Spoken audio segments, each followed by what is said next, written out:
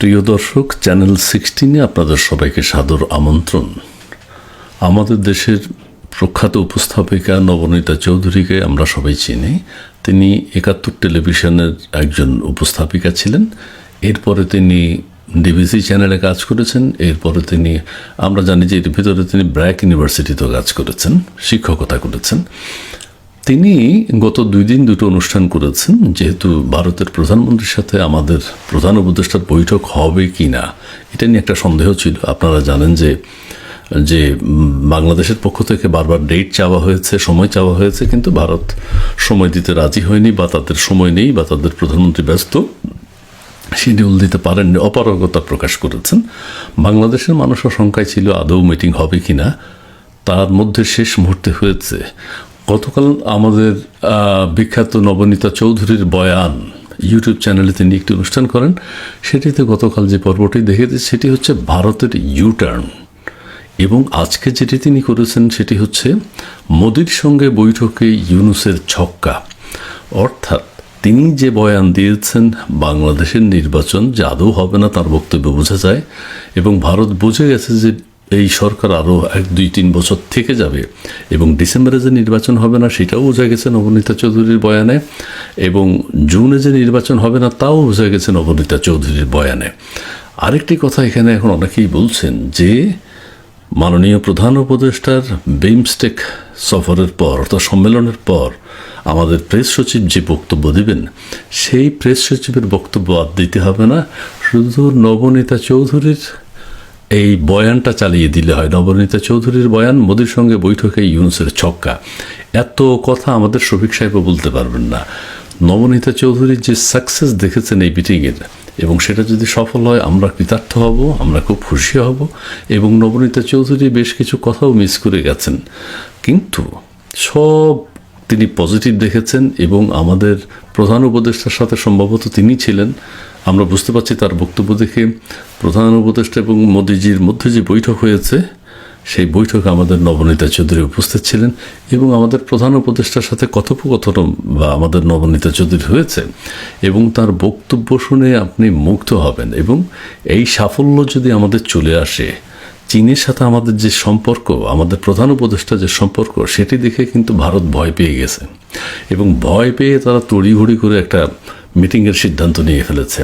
এবং সেই মিটিংয়ে আমাদের প্রধান উপদেষ্টা ছক্কা মেরে দিয়েছেন, এবং সেই ছক্কার পুরো বিষয়টি বুঝে গেছেন আমাদের নবনীতা চৌধুরী। তার বক্তব্য আবার আমরা অনুষ্ঠান শেষে কেউ বলছেন, অনুষ্ঠান শেষে আমাদের প্রধান উপদেষ্টা নবনীতা চৌধুরী ভারতের প্রধানমন্ত্রীকে একটা উপহার দিয়েছেন। সেটি হচ্ছে, এটা নাকি অনেকের কাছে খুব হাস্যকর মনে হয়েছে, সেটা হচ্ছে ছোটবেলার, মানে 8-10 বছর আগে নরেন্দ্র মোদী আমাদের প্রধান উপদেষ্টাকে একটা গিফট দিয়েছিলেন, উপহার দিয়েছিলেন। সেখানের একটা স্টিল ছবি বাধাই করে প্রধান উপদেষ্টা এবং ভারতের প্রধানমন্ত্রী সেই ছবিতে আছেন, সেটি তিনি উপহার দিয়েছেন নরেন্দ্র মোদীকে। যাই হোক, সেটা নিয়ে হাসাহাসি হচ্ছে। কেউ বলছেন ছোটবেলার মতো, বাচ্চাদের মতো, অথবা এত বড় প্রোগ্রামে একটা গিফট দিলেন, সেটা হচ্ছে 2 জনের ছবি। আচ্ছা, প্রধানমন্ত্রীকে খুশি করবার জন্য। এখন আমাদের নবনীতা চৌধুরীর বক্তব্যটা আপনারা একটু শুনবেন, এবং আমাদের এই বিমস্টেক বৈঠকের সাইডলাইনে আমাদের যে 2 নেতা বসেছেন, আমাদের প্রধান উপদেষ্টা এবং ভারতের প্রধানমন্ত্রী, আমাদের প্রধান উপদেষ্টাকে ভারত ভয় পেয়ে গেছে, এবং চীনের সাথে বাংলাদেশের যে সম্পর্ক, প্রধান উপদেষ্টা যে কানেকশন তৈরি করেছেন, ভারতের এখানে শঙ্কার বিষয়। আমাদের চট্টগ্রাম বন্দর যদি চায়নার কাছে চলে যায়, তাহলে ভারত বিপদে পড়বে। চিকেন নেকে যদি বাংলাদেশ কোনো অঘটন ঘটাতে চায় অথবা বাংলাদেশ দখল করতে চায়, ভারত সেই শঙ্কায় আছে। চীনের সাথে যদি বাংলাদেশের সম্পর্ক হয়ে যায়, তাহলে তারা চিকেন নেক নিয়ে বিপদে আছে। নানাবিধ বিপদের কথা চিন্তা করে ভারতের প্রধানমন্ত্রী নরেন্দ্র মোদী অত্যন্ত নমনীয় হয়ে গেছেন, এবং নমনীয় হয়ে তিনি বাংলাদেশের সাথে সকল কাজ করবার জন্য চিন্তা ভাবনা করছেন। বাংলাদেশকে হিসাবে রেখেছেন, বাংলাদেশে হিসাবে রাখতেই হবে, এটাও আমরা চাই। কিন্তু নবনীতা চৌধুরীর বক্তব্যে যেটা মনে হচ্ছে, ভারত বাংলাদেশের ভয়ে, বাংলাদেশের আমাদের মাননীয় প্রধান উপদেষ্টার ভয়ে ভীত, এবং ভারত নাকি সাহস নিয়ে কোনো কথা বলতে পারেনি। ভারত এতদিন যে কথাগুলো বলেছে, বাংলাদেশে ইনক্লুসিভ নির্বাচন চায়, বাংলাদেশে সহমর্মিতা চায়, বাংলাদেশের সহ অবস্থান চায়, সংখ্যালঘু নির্যাতন যাতে না হয়, বাংলাদেশে যাতে একটা গণতান্ত্রিক সরকার আসে, বাংলাদেশে যাতে একটা নির্বাচিত সরকার আসে, এগুলো ভারত এতদিন বলে এসছেন, এবং নির্বাচিত সরকারের সাথে ভারত সম্পর্ক রাখবে সেটিও বলেছে ভারত। কিন্তু এই সমস্ত কথা আমাদের প্রধান উপদেষ্টার সাথে বৈঠকে ভারতের প্রধানমন্ত্রী একবারও আলোচনা করেন নাই, এবং তাতেই নবনীতা চৌধুরী খুশি হয়েছেন এবং সেটা তিনি আবিষ্কার করেছেন। অর্থাৎ ভারত ইউটার্ন নিয়েছে, ভারত ভয় পেয়ে গেছে, আমাদের প্রধান উপদেষ্টার ছক্কা মেরে দিয়েছেন।